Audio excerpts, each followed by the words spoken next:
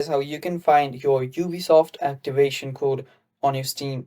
Now, before we start, if you are new to our channel, just head down below and hit the subscribe button so you don't miss out on our future videos. Now, let's get started. First thing you'll want to do is open up your Steam and log into it. After you've done that, go to library right here, tap on library, and here you'll be able to see all of your games. So go to collections and there you will see all of your games. After you do that, all you need to do is select on a game. Since I don't really have a game, so there are none here. Tap on a game and here you'll be able to see a setting option.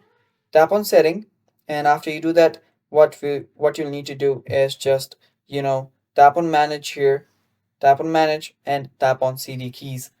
After you do so, what you'll need to do is this page will open up. Just copy key to clipboard. After you copy a key to clipboard, what you'll need to do is open up your Ubisoft.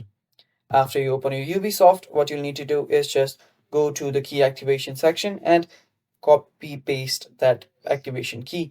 And after you do so, you'll be done. And that is all for the video too. It's that simple, guys. I hope you guys found this video helpful. If you did, leave a like down below and stay tuned for more upcoming tutorial videos. Bye bye, take care.